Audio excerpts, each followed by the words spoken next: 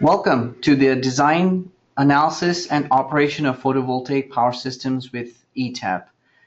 For the next 45 minutes or so, we'll be talking about photovoltaic technology and how do we essentially utilize ETAP to enter information regarding photovoltaics, and essentially how do we migrate that model and move it into an online system. And then once we move it into an online system as well, how do we then go back to our simulation and kind of compare what we designed versus what we are now seeing in the actual system. So before we actually go through the entire process, just a quick recap on the solar technologies. There's many types out there, such as solar thermal, photovoltaic, which is semiconductor-based, concentrated photovoltaic, that essentially utilizes light concentrating technology to pass the solar radiation onto a semiconductor. And there's other various technologies that are up and coming and under research, such as infrared solar cells, UV solar cells that you can put on your windows, 3D solar cells that give you more watts per square area, different types of materials besides semiconductors, exotic materials that can increase efficiency to almost 100%, and then PV thermal hybrid, where you can actually utilize the heat generated by the solar panels and use it for other applications. So for the next 45 minutes or so, we'll be focusing on photovoltaic only. And again, just as a recap regarding the photovoltaic electrical characteristics, typically when we look at the semiconductor, depending upon the manufacturer, there's obviously an internal equivalent circuit model that you can look at that has the diode resistances in series and parallel. But at the output of the photovoltaic panel, the manufacturers typically publish a PV curve and an IV curve. So the PV curve essentially is power versus voltage, and the IV curve is current versus voltage. So here we can see an example of an IV curve and how the curve varies as the cell temperature adjusts. So if your ambient temperature is increasing, that will actually have an impact on the overall cell temperature, and the performance essentially will drop on the PV panel. So it's important to cool them, especially if the ambient temperature is very high. There's also dependence on irradiance, which is basically the sunlight. That's typically in watt per meter square. So as we can see, from 200 to about 1,000, which is a theoretical maximum in the atmosphere. The current generated by the PV panels increases as you have more sunlight, so that's intuitive. When we look at the power curve and the IV curve and overlay them on top of each other, we can see a correlation between the two. At the peak of the power curve, it essentially corresponds to the knee point of the IV curve. So essentially on this point right here, that's where we essentially going to get maximum power. So all the inverter technologies try to make sure that they have a concept of maximum peak power tracking, or MPP control, where you can try to adjust the inverter such that the output is at the knee point, or essentially at the MPP point, under normal operating conditions during peak sunlight hours. So again, that's just the basic background, and this is a typical utility interconnection. So most of the PV panels are typically connected in an array of multiple PV modules.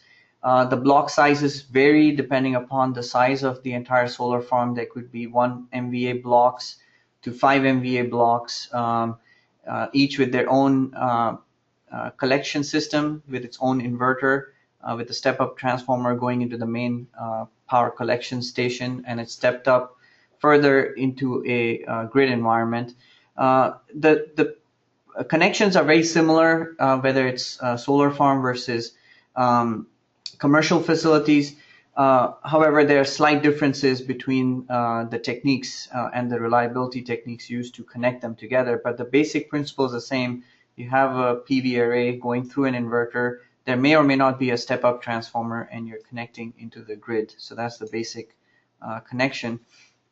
As far as the modeling and analysis is concerned, we obviously want to design the PV system, size various equipment like cables, transformers, inverters, and perform various power system analysis like load flow, fault current, arc flash calculations, any disturbances that we want to introduce, such as a fault on the grid side, and look at the ride-through characteristics of the inverter, and the return on investment analysis, such as estimating the losses and the overall kilowatt hour or megawatt hour injection into the system. So there's different types of calculation modules utilized for each of these types of modeling and analysis.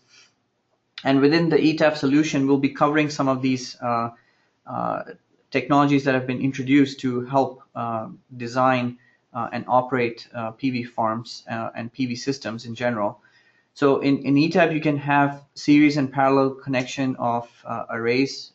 There's a comprehensive manufacturer model library that has IV and PV curve characteristics. We do adjust the performance of the PV and IV curve, as I mentioned earlier, based on various coefficients that are published by the vendors. There's even a solar irradiance calculator that will help us calculate the theoretical power for a brand new site. Various inverter modeling, including MPP, again, which is maximum peak power tracking mode.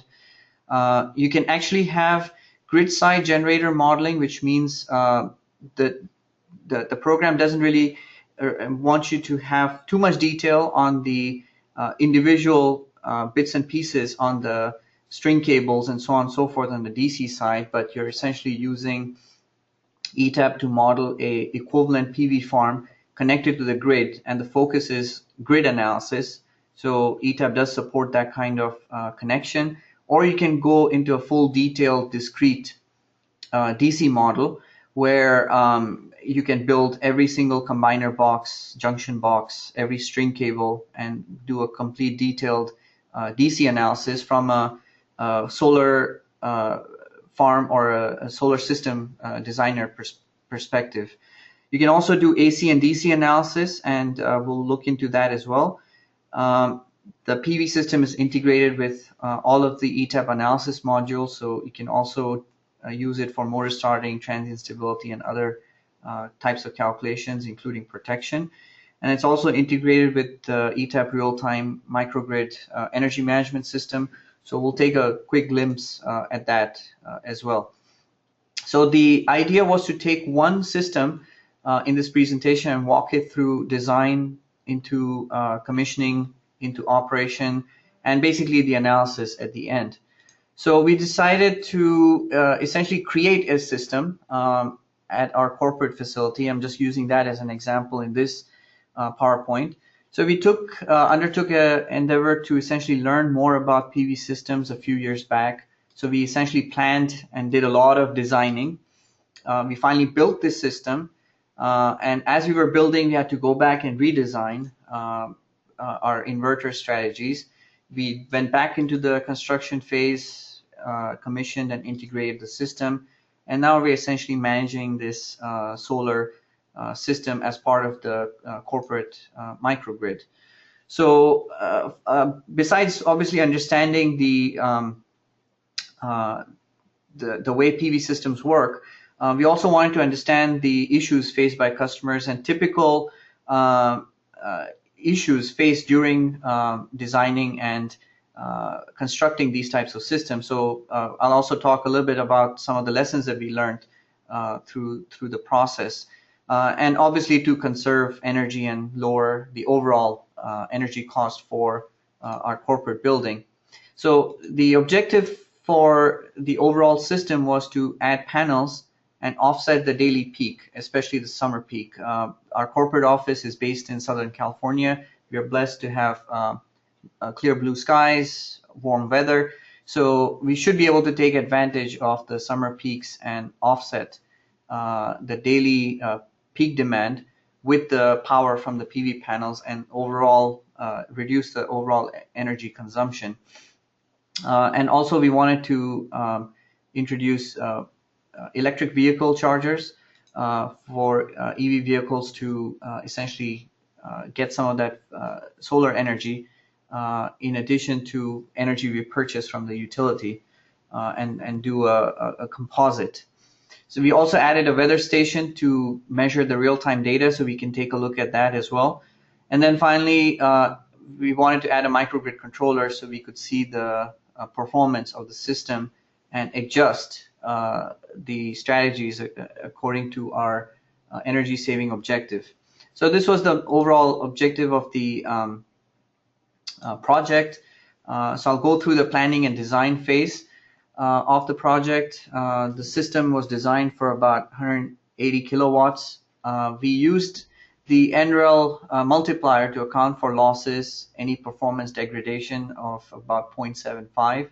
So we were expecting a peak kilowatt power of 133 kilowatts. So later on I'll show you what we're actually getting versus what we estimated, but this was on paper in order to do a return on investment calculations. We expected savings due to the PV generation of about 220 megawatt hour for the whole year. And the annual savings in electricity used to be approximately 50%. Now, not going through all the numbers in details, but as you can see in any commercial facility, whether it's a data center or a commercial office building, whatever it may be, the biggest factor is, or the biggest energy consumer is cooling, and any cooling fans or HVAC units. And then the lighting, computer servers, which are receptacles, and any other process-related items. They're up there in kilowatt usage, but the biggest consumer of power obviously is the HVAC units. So that was the main goal, to cut down the demand, especially during peak afternoon, because that's when the HVAC units are running at their maximum power, and that's really the peak that we wanted to shave using the PV panels.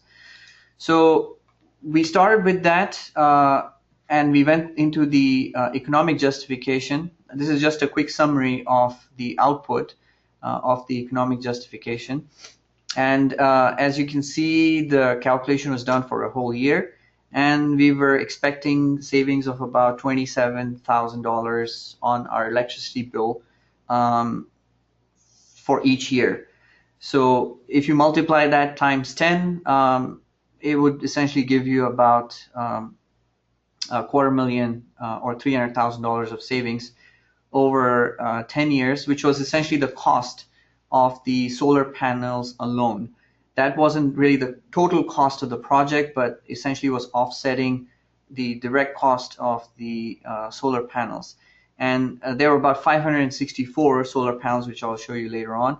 So we obviously had to go into the architectural phase, and that's typical of any PV system project as well, and design the from an architectural point of view, how the panels will fit, what are the easements and the structure layout. I'm not showing every single architectural drawing, but this is the overall plan view, showing that we essentially have the ETAP corporate office building.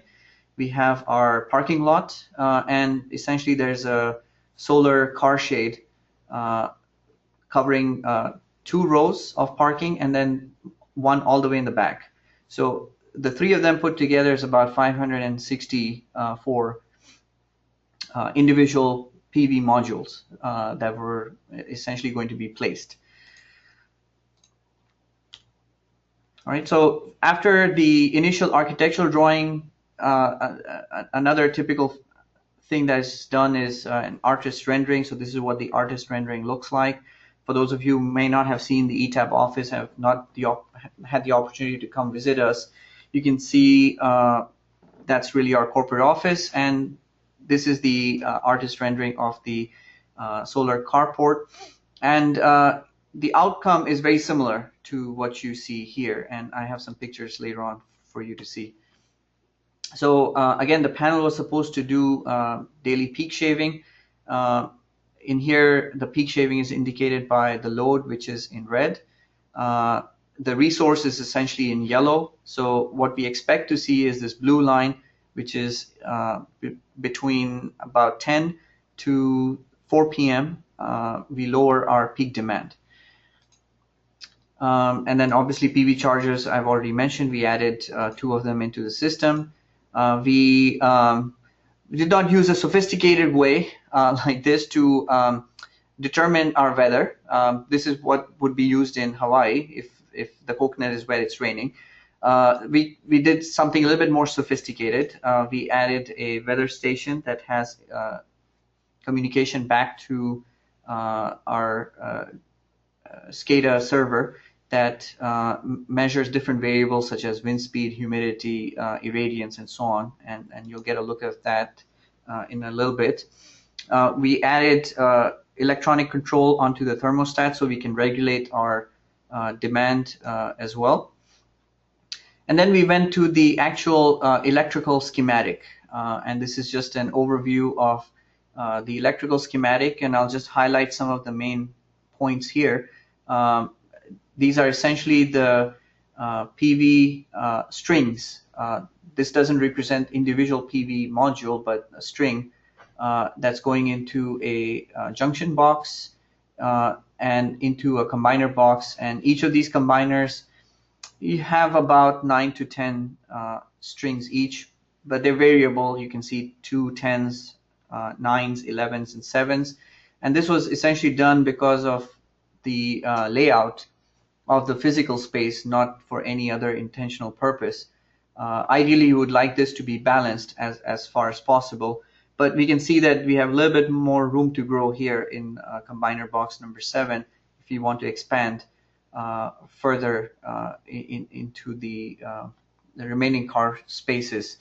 The combiners essentially land up going into the inverter, which is shown here with this rectangle. So we opted for a 250 kVA inverter, grid-tied inverter, and that goes essentially back into the main switchboard that's fed by the local utility here, which is Southern California Edison, and that's a step-down transformer, which is the main service entrance T1, and that's a 750 kVA service, 11 kV down to 480 volt service.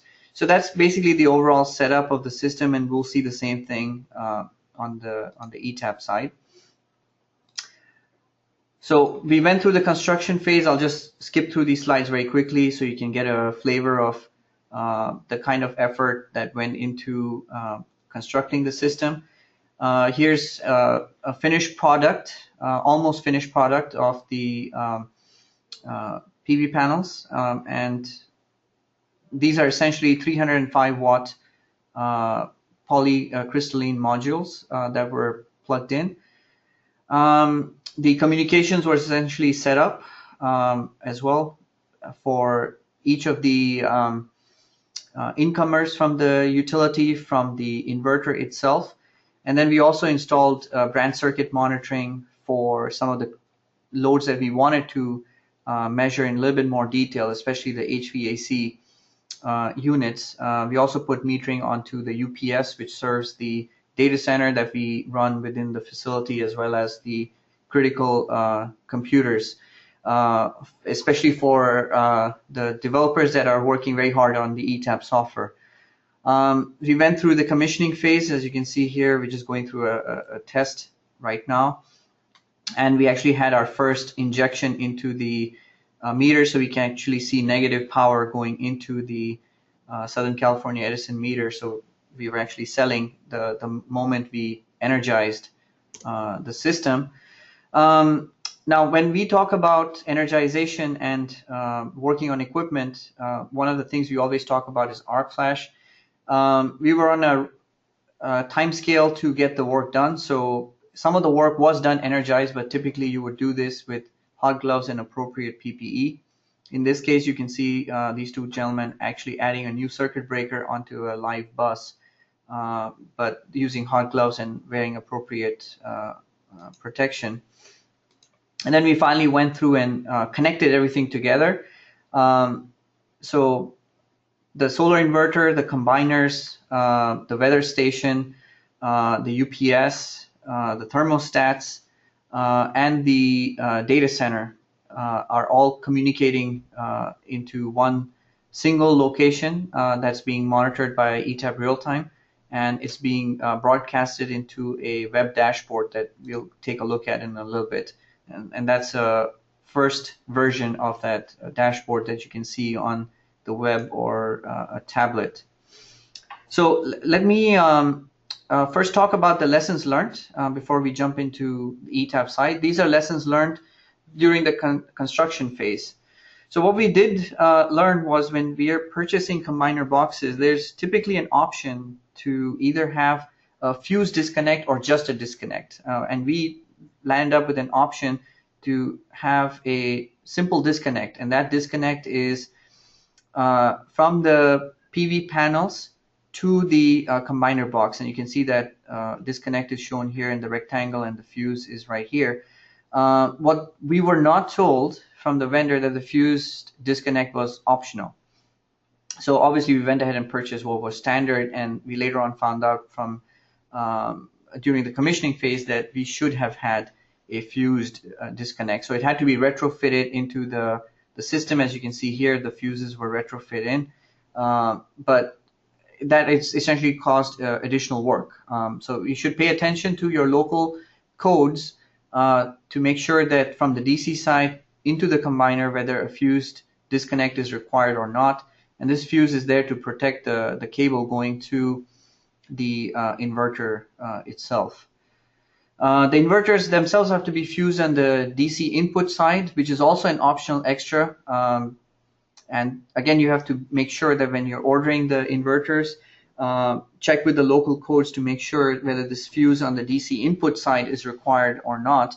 And that fuse is shown here in this orange color. So these two fuses are there to make sure the fault on this cable is cleared and the cable is protected from a fault on either side of the equipment or an internal fault. The other thing that we learned very early on was to factor spares into the design. In the previous pictures, you may or may not have noticed, we actually had to do some trenching to lay out cables. It's good practice to always make sure that there are sufficient spares or conduits essentially provided to accommodate for illumination, any plug-in electric vehicles, security cameras, plus the communication and control power, because the combiners themselves may not be self-powered. They will require control power, 12 volt or 24 volt DC input, and that has to be provided from the facility to the combiner box itself. It cannot be provided from the PV panel because at night you will lose communication altogether. So it has to be sustained power. One of the things that does create a problem, and it has to be done in parallel, is illumination. Again, you have to do a lumen test and make sure that whenever there's any PV system going in, what are the illumination requirements around that facility to make sure that, again, the appropriate illumination type is used. In our case, we used LED lighting to reduce the amount of power. And then appropriate cables are run to make sure there's sufficient lumens available throughout the facility. Again, that has to be determined by the local inspection that's done at the facility. So here's a quick overview of the yearly production. This is 1 year's worth of data that we've collected from 2015, from last year, February 2015 to February 2016. So it's very current. And as you can see that the output from the system appears to be cyclical. So you can see in February we were somewhere about 65 kilowatts of production, and we cycled down to about 45 or so, and then we're actually coming back up, and this is February right here, and we're coming back to our 65 kilowatt levels. If I trend the line between the two, I should not see any degradation in performance because of aging, because this is only 1 year's worth of data, and the system has been in place for the last 2 years. But over time, you will see that from month to month, it may not return back to the exact same levels, and that's just degradation of the material itself. The other factor, in case it does not return back to the same level, could be just simple dirt on the panels, and typical practice is to clean them every 3 to 6 months, 6 months preferably, complete cleaning to make sure they're operating at optimal efficiency. Now, if you remember in the initial estimates, we sized the system at 180 kilowatts. We applied an NREL factor of 0.75, as I had mentioned, and we expected the output to be about 133 kilowatts peak summer. So we did not really achieve 133 kilowatts, but we did achieve about 125 or so. So we were not that far away from the NREL factor that kind of estimated it. And this is actual production data showing us. The same data is actually folded together. So this is again almost 1 year's worth of data folded together from 6 a.m. all the way to midnight. And as you can see, most of the production starts around 9 a.m. and it essentially ends anywhere between 6 to 8:30 p.m. And this large shift is also because of daylight savings and the fact that we are in the northern latitude, so we do have later sun in summer. We do see a shift. Plus, we have an hour time change that causes the production time to kind of shift around. So that has to be factored in when we're doing the yearly analysis. So instead of looking at this data in this fashion, I took a single day, and this is what we're going to analyze inside ETAP right now. So I took consumption versus PV generation data, which is for February 15th. So it's about two days ago. And this blue line that we're seeing is the load. The red line is the PV generation. And this is essentially my 24-hour clock in a circular fashion. So again, the same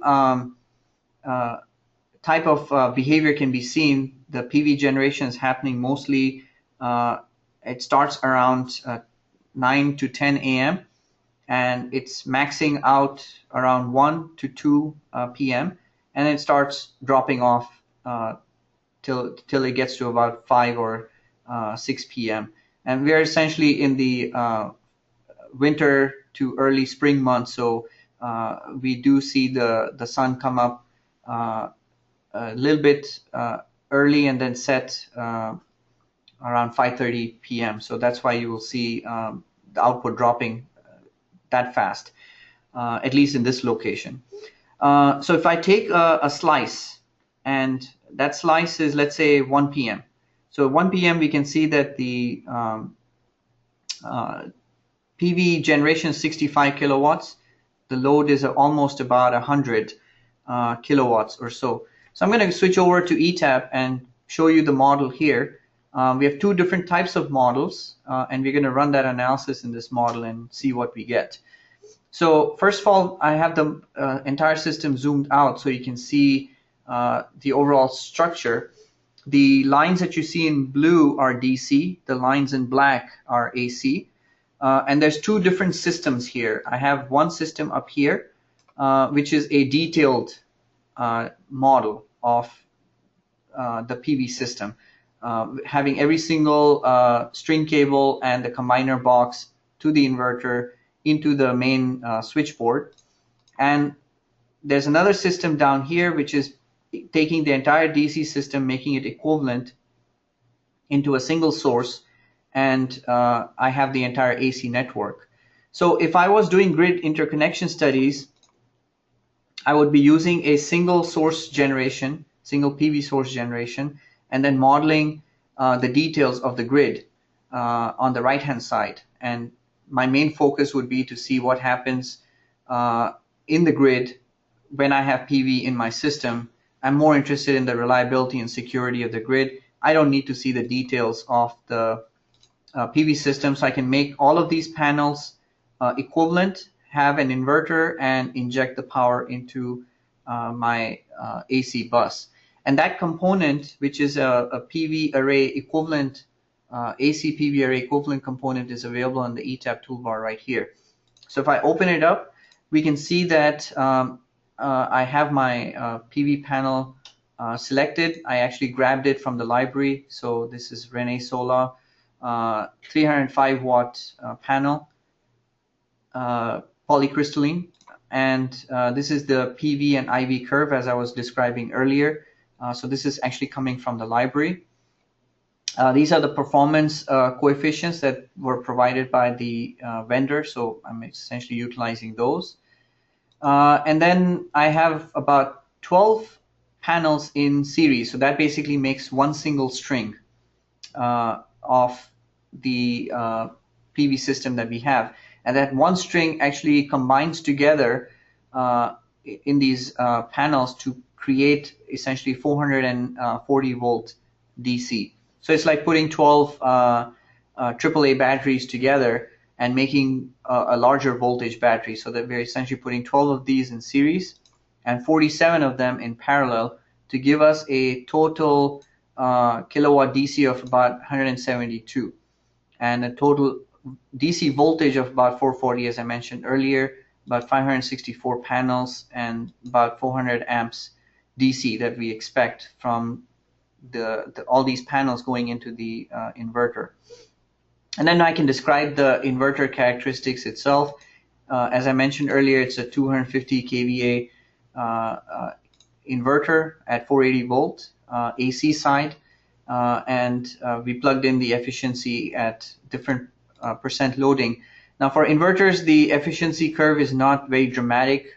It is quite different for induction machines or any other type of load, but because PV array is mostly electronics based, the output for larger inverters, or the efficiency for larger inverters, is not that dramatically different as the load increases or decreases in the system. But nonetheless, it has to be entered in appropriately if you want accurate simulation of losses from the system.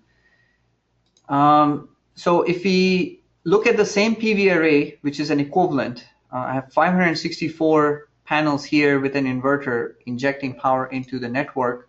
If I step back to my diagram here, this is exactly the same system. If I open up one of these panels, you will see it's the same panel here, 12 of them, but only one in parallel because I'm representing PVA1 as one string. And that's my choice in this particular system. There's no inverter option here because this is a DC element, and this element you can find from the PV array toolbar here, the DC toolbar, and you can drag and drop that into your model. But from the PV array, I have my string cable, which has its own individual fuse going to the combiner cable, and this bus essentially represents the combiner point inside the inverter. So actually, technically, this DC bus is part of the inverter, and this bus right here is the combiner. And these are the individual fuses that we retrofit later on inside the combiner box to create a fused disconnect. So you'll see about 47 of those here. So the entire system you see on the top is discretely modeled DC with the combiner, string cables with the inverter to the AC side, and then the network you see on the bottom is all of the blue stuff combined into one equivalent piece back into the grid. So when we actually go ahead and run calculations within ETAP, typically when we run simulations, in this case, I'm actually producing about 150 kilowatt. My load is about 157.9. I'm actually buying about 7.5. This is one of the scenarios that we had created early on in the design phase. But coming back to the simulation that we were looking at on the slide, this 1 p.m. one, where the load was 99.19 and the PV generation was 65. Let's see what happens here. So if I go ahead and change the load to 99.19, I'm just changing it manually on the rating side. You can also change it using the loading categories here. I'm just simplifying things. And we will go ahead and put the PV generation as well over here. So the PV generation that was measured was about 642. And when I say PV generation, I mean the irradiance on the PV panel, not the actual kilowatt output itself. Theoretical was 875. So let me explain what these two values mean. So back to ETAP. Now, based on the location, 33.6 north and 117 west, if I look at February 15th at 1 p.m. and go ahead and calculate, you'll see that the theoretical irradiance should have been about 875. So this is the irradiance that would have been falling on the panels, provided I had clear skies, no smog, no fog, no atmospheric issues whatsoever. The sunlight comes in perfectly diffused into the atmosphere and falls on the panel. So this is what we call the theoretical value. And if I press on that update button right here, what you will see is that 875 gets plugged into one of my generation categories. There's another factor here that you have to plug in, which is the ambient temperature, because again, if you remember from those characteristic curves, the ambient temperature will affect the IV characteristics, and it'll affect the overall output of the panel. The difference is not a whole lot, but it's sufficient that it should be factored in. If the ambient was 30 degrees, you can see that the output drops about 4 kilowatts or so. But in a much larger system, that 4 kilowatts can add up into significant difference in the output. So let's assume the ambient was 30 because this is about 1 p.m. and this week actually has been a warm week, record-breaking temperatures in Southern California. So I'm going to go ahead and run that calculation real quick. And we see that the output, based on ideal conditions, should have been 140 kilowatt.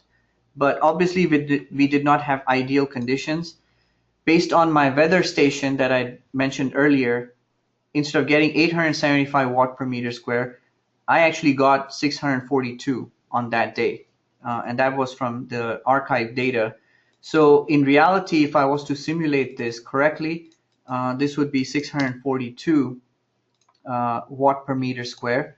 And that simulation would have shown that I should have been producing 100 kilowatts or so, and selling about 8 kilowatts. So my net meter would have shown negative 8 kilowatt going into the utility. However, when we look at that and compare it with the PV generation values, so simulated value based on theoretical irradiance we saw was 140. Simulated value based on actual irradiance, which is 642, was about 100, which we just saw. But measured was 65.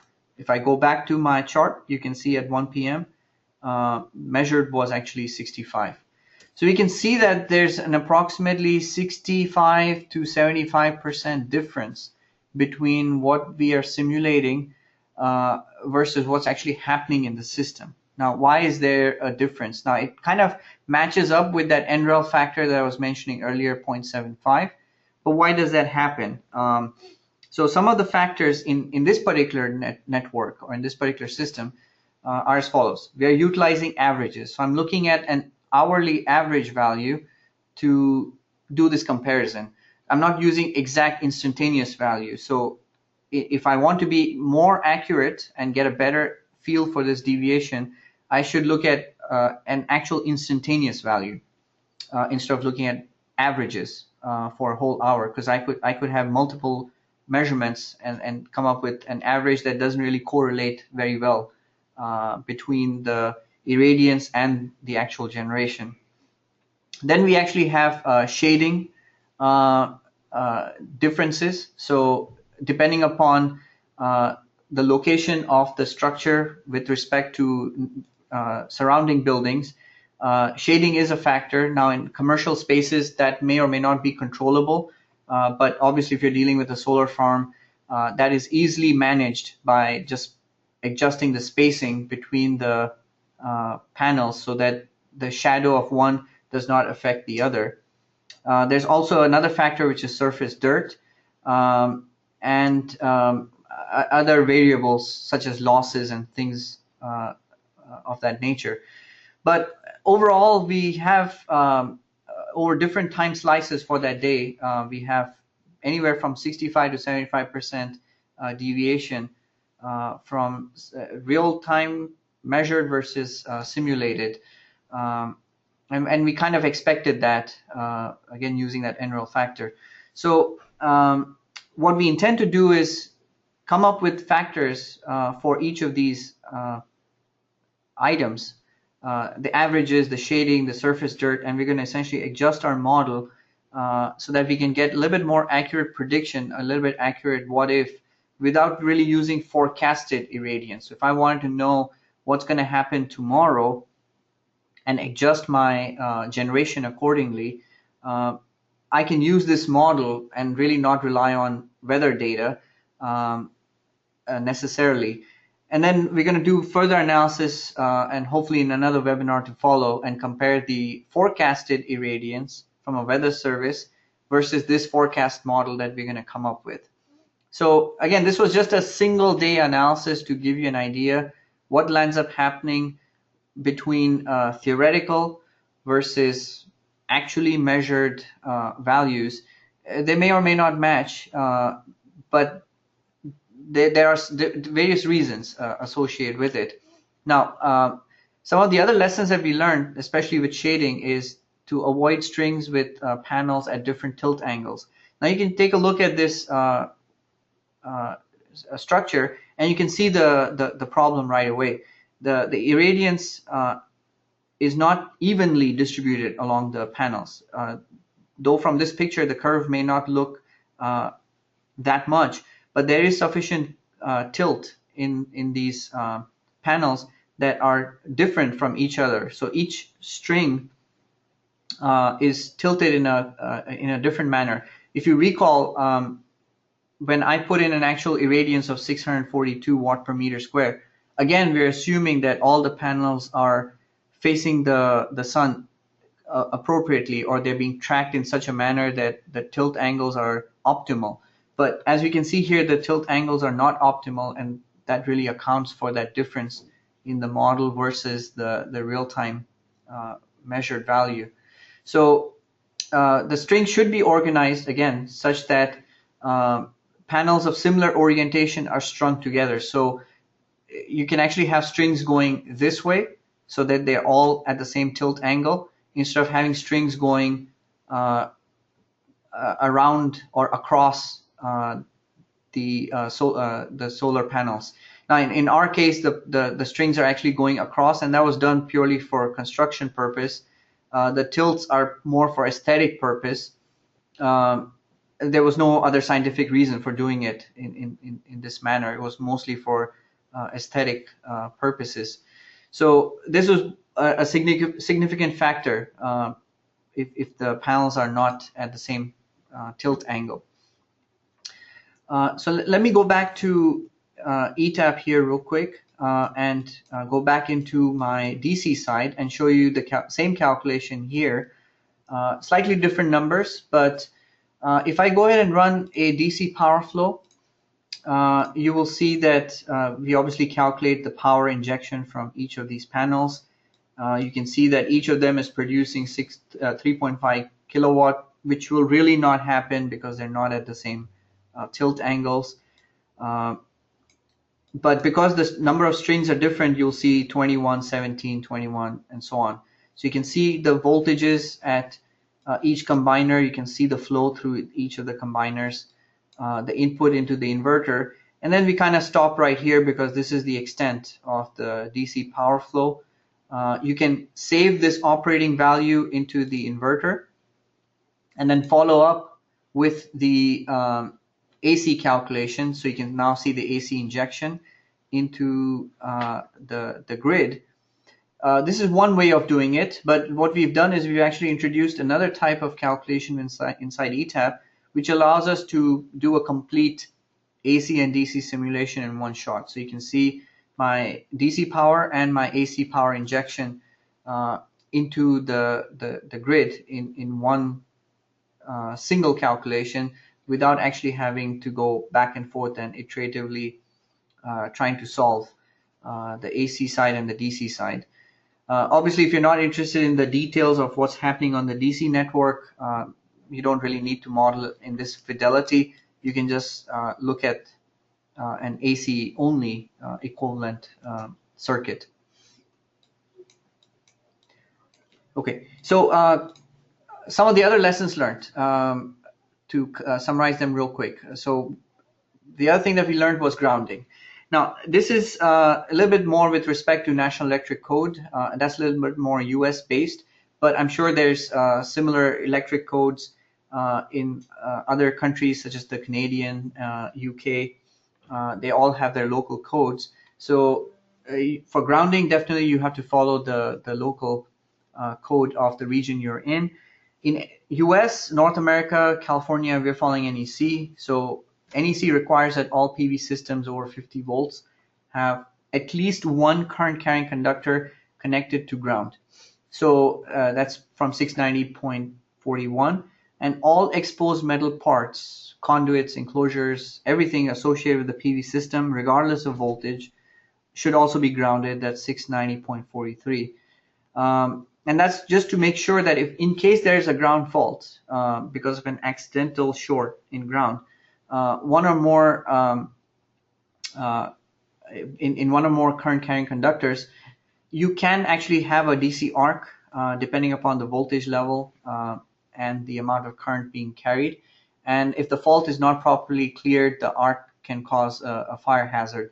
So there's another calculation that we've added within ETAP, and unfortunately we don't have time to go through all the details, which is DC arc flash. So this will essentially allow you to place a fault at certain points in the system. So you can either right click and fault or go into the study case and fault.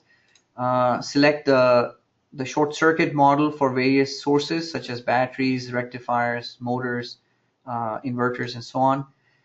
Select from different arc flash methodologies, and ETAP's actually the only program right now that supports 3 different methods based on the complexity of the system for doing arc flash calculations such as maximum power, Stokes and Oppenlander.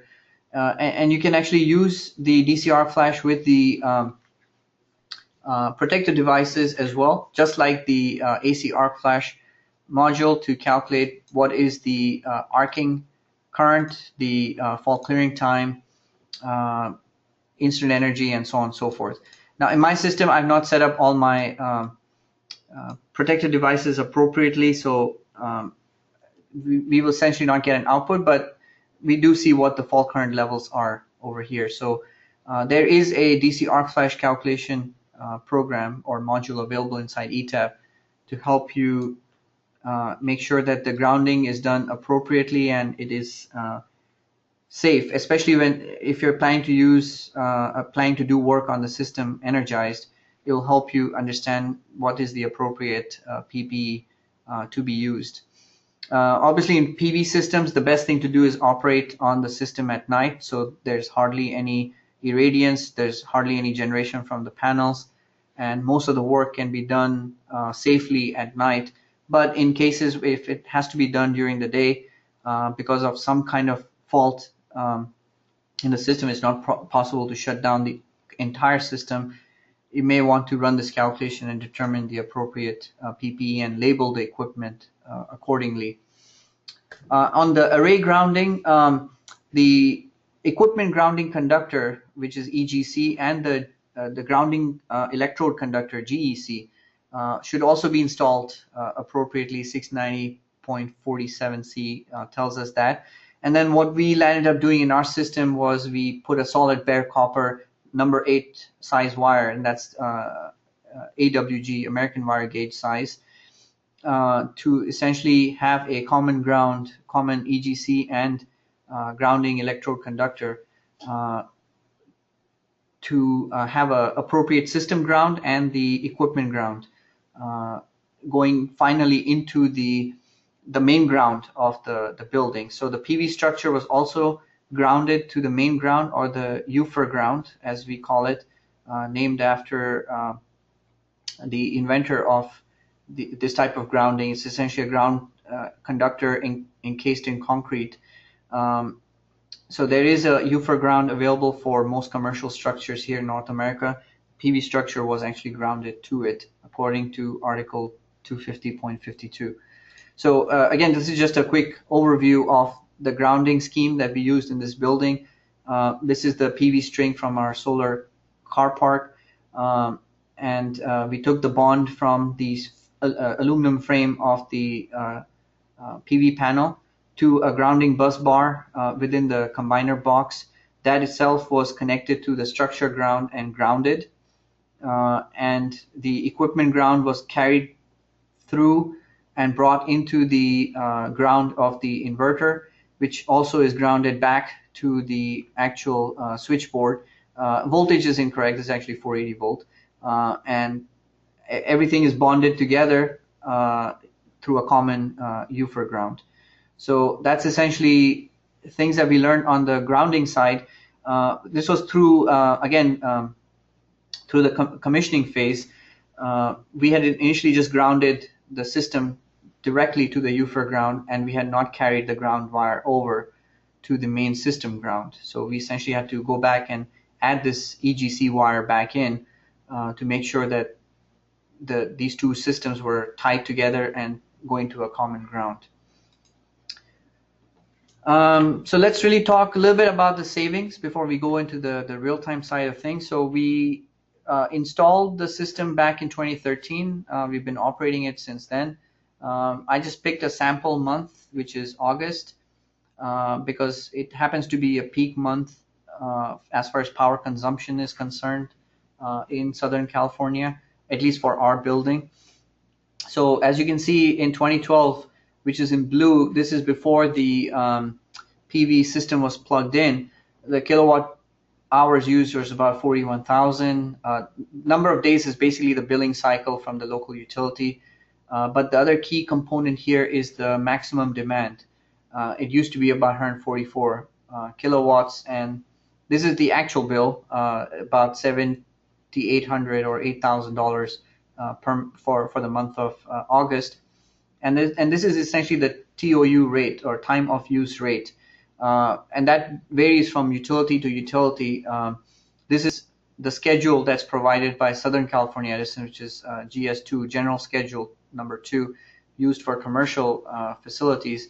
And that's the schedule that we were on. And then August 2013, we plugged the system in, which is shown in green. So that's essentially when we switched over to green energy. And you can see that the kilowatt hour usage dropped significantly down to 27,000 kilowatt hours. And we are essentially on net metering. Hence, you will see that this offset or this drop is because we were producing the difference, or almost the difference of the two, and providing the power to SCE during peak summer months. The kilowatt demand, we managed to drop it down from 144 to 115. So that was accomplished through the microgrid controller, or essentially ETAP real time. We are managing this maximum demand so that it's comfortable temperature, but we do not reach a maximum demand of 144, because there's in the GS2 schedule, and again it varies from utility to utility, you will find that there's a time of use charge on the kilowatt hour, and you'll find that there's a demand charge on the peak demand. So these two are the main charges that add up together that make up this $7,800.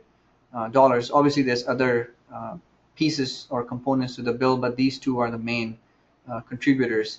So if you can lower both of them, you can lower the bottom line or the overall bill that you receive. So 2013, we saw a drop down to 6,300. 2014, we tweaked and optimized a little bit more, and we went down to about 5,900. And then this past year, even though our consumption went up, our demand went up, but you can see that our bill was still lower.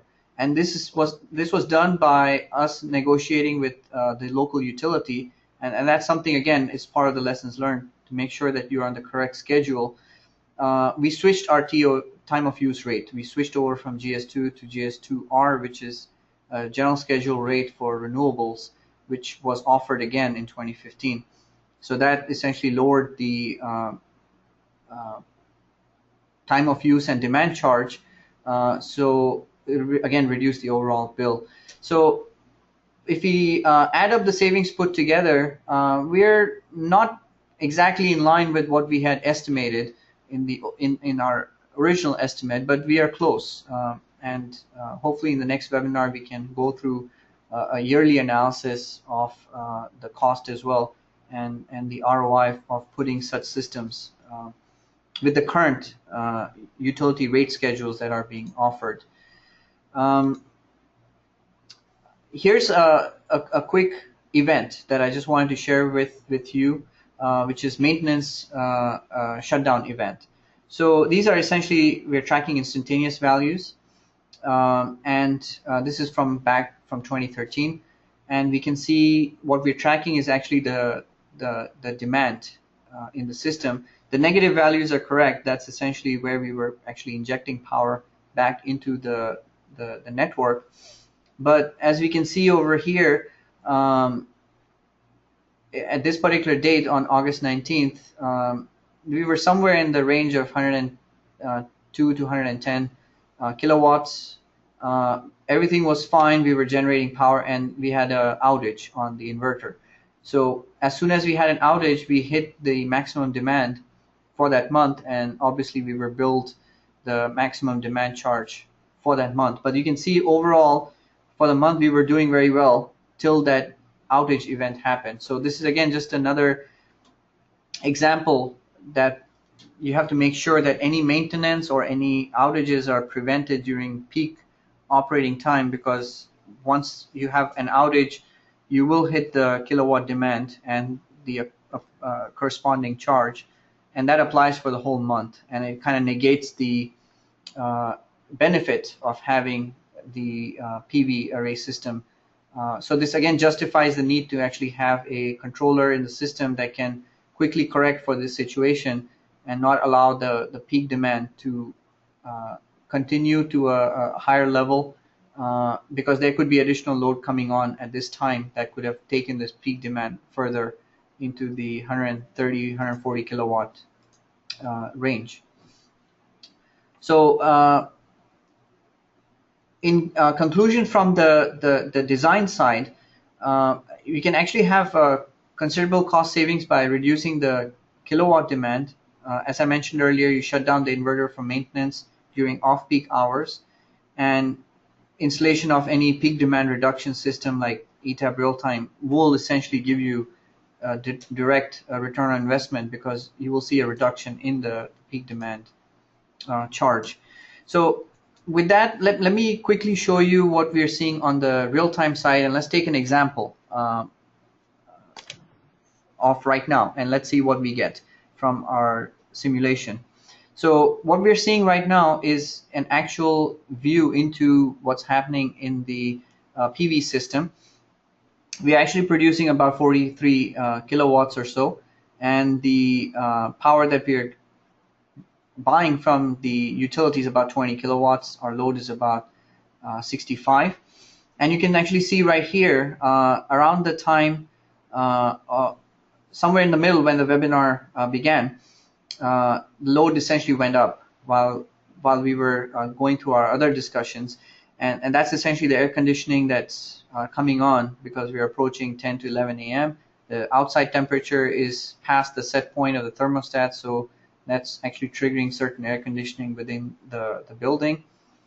Now, that same single line diagram that I showed you on the ETAP side with these strings has been replicated, actually exported and replicated here onto this dashboard. So it's essentially a live view, or the main actual single line diagram. As you can see, those individual strings with the amps connected to the combiner box, they're shown here. So you can quickly build the design model inside ETAP, export that model, and have it available as part of the dashboard for operating the system. So you can see from each section, from each combiner, we are seeing about 9 to 10 kilowatts. And obviously the last string, as I mentioned, was only the last group was only 7 strings. So you'll see about 7 kilowatts or so coming from that group.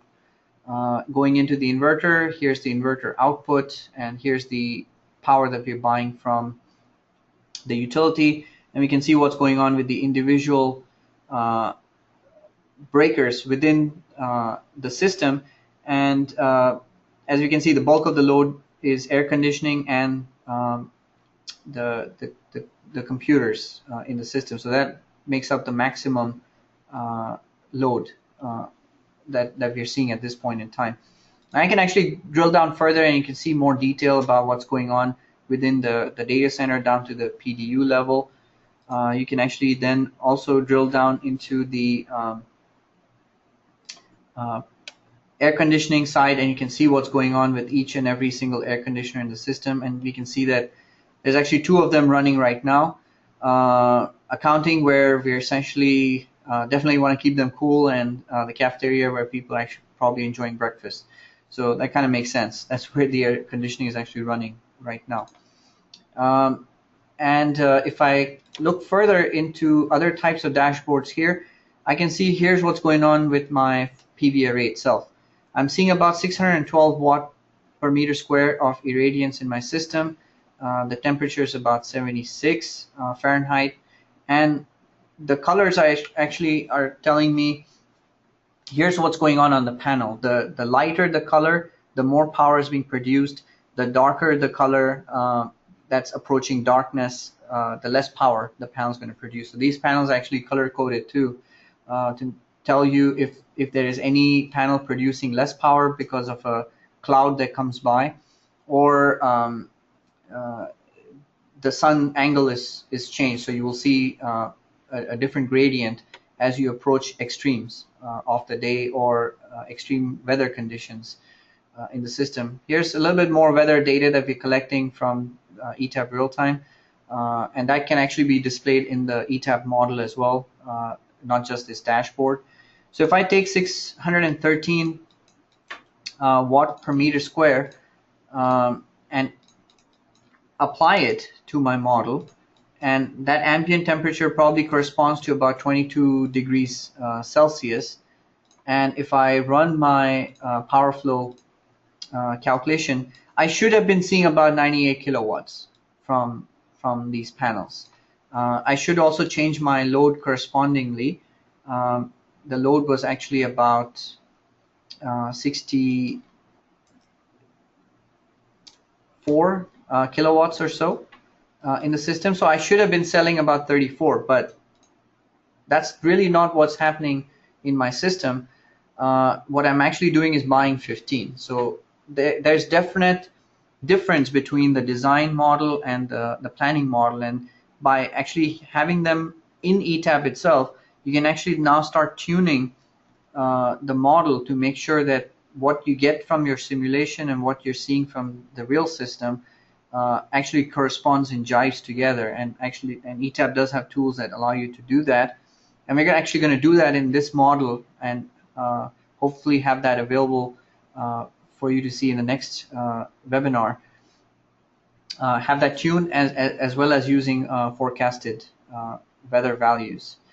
Other things we can do in this dashboard include the HVAC monitoring, so you can see what's going on with temperature in different parts of the building. As you can see, accounting is set to 71, and we know that because the air conditioning is running, so it's measuring about 71 Fahrenheit here. And there's air conditioning running in the cafeteria too, so that's sitting at about 65 Fahrenheit. So that kind of confirms what we're seeing with the electrical side as well. There's a section for alarms, so if there are any alarms defined, they would show up here. Right now the system appears to be running perfectly. And there's also a trending application, and this is how I obtained the data that I showed you earlier. So I can actually go into my real power for my inverter, my main incomer, and the consumption. So I'm actually trending real data right now that I'm measuring from the system. You can actually combine this together and see it in one chart. And this is what we're seeing as live data. Or you can go to a user-defined date. And if I go back to the 15th, 12 a.m. to the 15th, let's say 11 p.m., here's essentially how I got my data. So you can see very quickly in how fast I was able to pull up this information and see what went on that day. But you also have the capability to go further back. I'm going now 15 days or so back into the system, and we can quickly see what happened here. And every day you can see there's a little bit of extra generation, excess generation, which is the yellow line that goes over the red line, and that's really where we're actually selling power back into the grid. These two dates, you will see that there's more power being sold because this happens to be weekend, Saturday, Sunday, and that repeats again, Saturday and Sunday. So that kind of, again, jives with what actually happens within the system. Other things you can do here is energy accounting, and that's how I actually got my kilowatt hour numbers. You can also see the communication diagram to make sure everything's operating correctly, and we're using various protocols here like Modbus, 61850, and SNMP, and amongst others. And here's the neat part. I can also do my simulation from right here. So here's how my system is running right now. And what if I just wanted a quick control decision to be made? Well, what if I shut down all the air conditioners in the building right now? So I can double click on those two breakers. You'll notice that I originally had them in black, and I'm going to go ahead and open them so it'll turn it to green. So I'm opening these two breakers, and I'm going to press run. Now I'm actually running a simulation inside ETAP and bringing those results back into my dashboard. And you can do this from anywhere, from within your network or outside your network, depending upon your security levels. And you can see that if you were to shut down those two air conditioners, yep, you would be actually selling about 1.5 kilowatts or so back into the grid. And as you cut more and more load into the system, we obviously expect more power to flow back into the grid. So this type of simulation allows you to even quickly come up with what-if scenarios, and these are essentially decision strategies you can make for a more complex system. I'm using a simple system to help illustrate the capabilities of the program, but it doesn't necessarily have to be a renewable system. It could be any industrial, commercial, or utility distribution system, and you can do the same type of what-if analysis straight on the dashboard. So hopefully I've managed to convey from design all the way into operations in a short time frame. There's obviously a lot more details involved in the modeling side of things, and depending upon your response and requirements, we can actually organize additional webinars and perhaps go into more specific details on each of these items. Once again, I appreciate your time and apologize if it took longer than expected. And thank you again for attending this webinar.